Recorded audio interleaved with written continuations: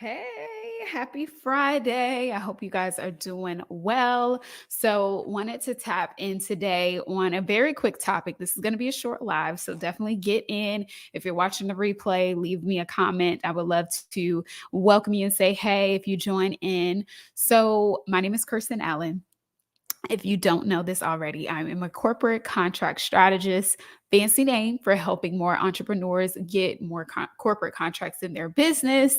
And we do that through a simple process of helping you translate what you already have into a corporate offer and generate leads and sell them consistently. Okay.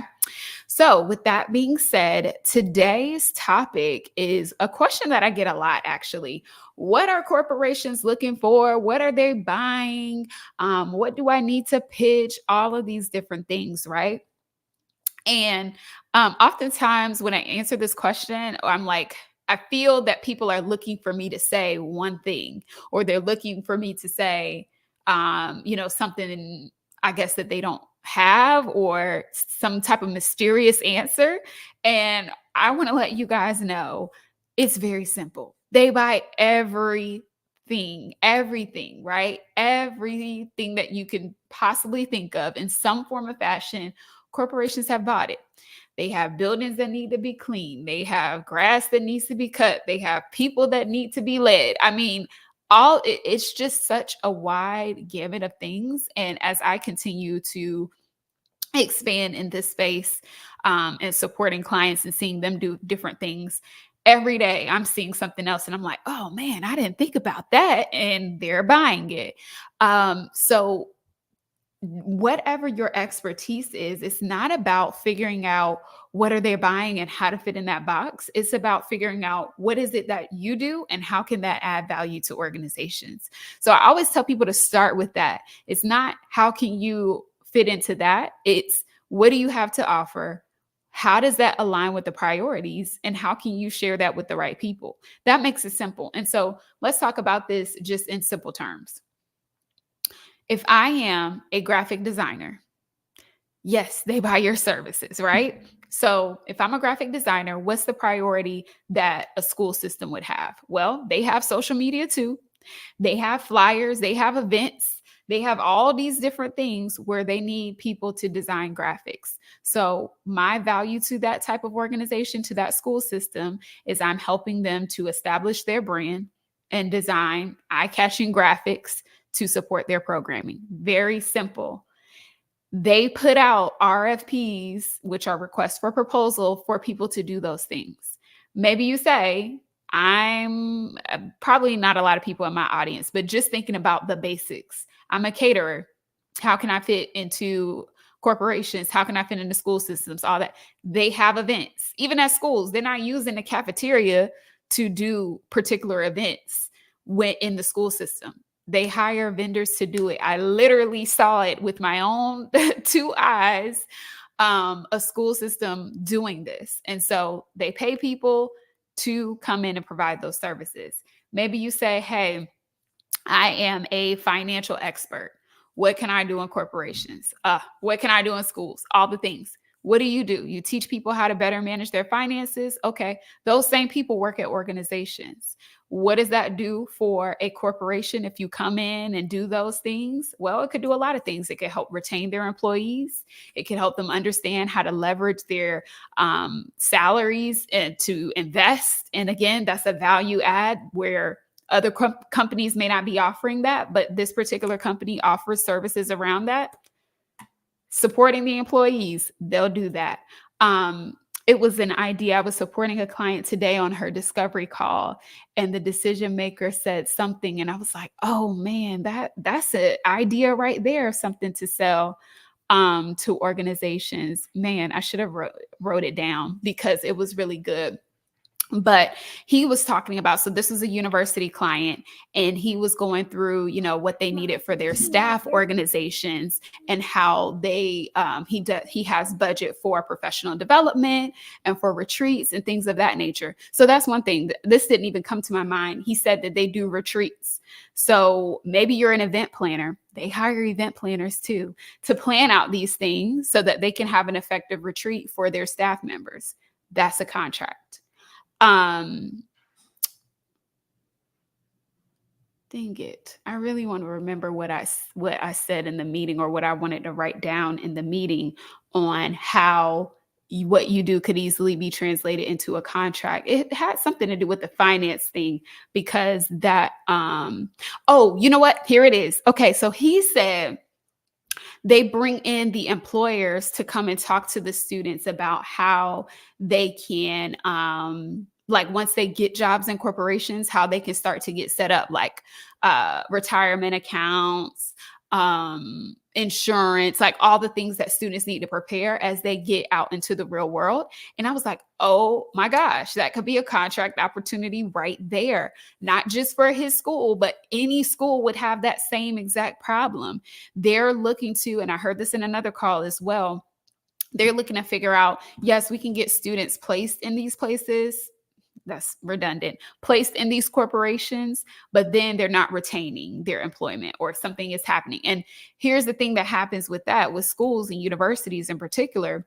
Large corporate partners give money to these schools to be able to recruit their students. So if they're recruiting students from a school and they're only staying a couple of weeks or whatever, and they're dropping off, now that corporation is like, oh, well, we don't need to be recruiting at this school because they're not giving us quality people. Schools don't want that. So there's the problem right there. Y'all don't even got to talk to nobody. I'm telling you, that's definitely a problem in universities right now. And so you come in and say, well, hey, I'm an expert at this.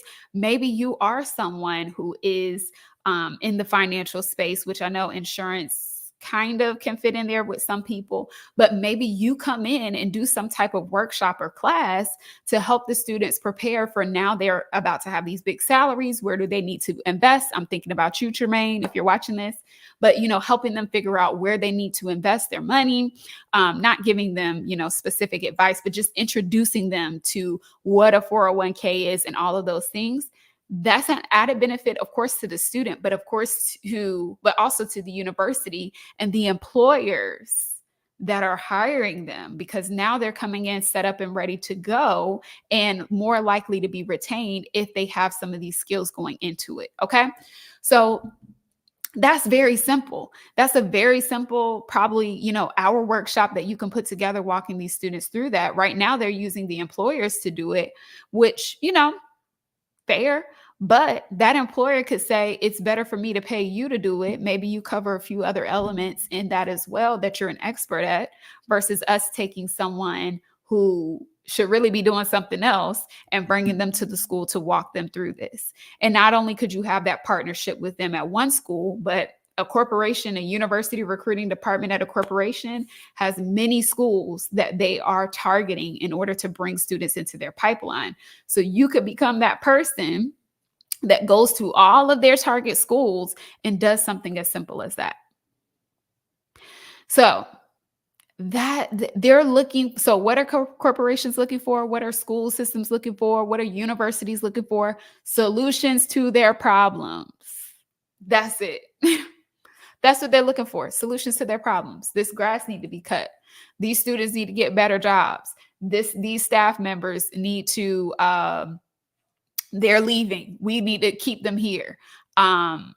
These graphics need to get done. This event needs to be catered. This retreat needs to be planned. There are so many things. If we think about what we do for individuals, 9 times out of 10, there's a corporate context for what we do. We just need to figure out, how do we present that in a way that's appealing to those priorities? And we just need to know what those priorities are, which is a part of this community, why I'm sharing these things, why I'm coming back to you guys and being like, hey, I was just sitting on a call. Here's what this can look like. So it's not just me talking as, someone who's been in this and done this, but it's also from the people who have the money, and they're saying, here's what we need. Come talk to us. We need more qualified people. And I'm like, wow, I have a community of people that could very well be doing a lot of these great things, but for whatever reason, they're not prepared. They feel they don't have the time, all the things.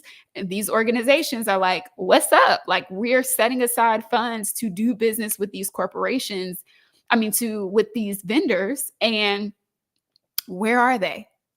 So I'm going to pose that question to you. Where are you? Why haven't you gone after these opportunities yet? What is holding you back? Because it's not about not knowing what they're looking for. They're looking for everything. So tell me something else. It's not about not having the time, because who doesn't have time to close a 5-figure contract? That's not it. Is it fear holding you back? Do you have a little bit of heartburn with corporate and those things? Could be. I've had it as well. Let's push past that, because you get to own this relationship and you get to own what it looks like, and you get to stand in your expertise. They need you. It's not the other way around. And so let's stand up and be prepared for these opportunities and get ourselves situated to win them. Okay. All right. So I told y'all this was going to be quick. This is what corporations are looking for. They're looking for this to solve their problems, and not just for profits, nonprofits, schools, universities. They're all looking to get their problem solved. How can you tap into those problems and position yourself as an expert? It gets to be super easy. So easy. But if you're willing to let not knowing, confusion, time, all the other excuses stop you, then it's just going to be another year. It's going to be another quarter, and millions of dollars are going to have slipped through the cracks that could have been in your wallet. Are you ready to accept that? I'm personally not, because I get tired of seeing people and companies that are like way less qualified, that do it with like bare bones and win these big contracts. And we're letting ourselves get stopped because of all the excuses that can come up. Oh, I have so much going on my plate and all these things. Getting these opportunities could be the key to freeing up things on your plate. So we have to look a little bit further than where we are now to see what the true opportunity is for us in the future. And that is my heart's desire in doing this content and showing up and pouring into you guys, is that you can see past what you're seeing right in front of you and see like just a quick turn, and there's like a gold mine basically that you can walk through with the right steps, and you deserve it because you are that expert. You've paid the dues, you've got everything, you're doing all the things. You deserve to go after these opportunities too. And so my role to be that bridge and gap for you is to illuminate these areas and show you how simple it can be to get these opportunities in your business. Okay.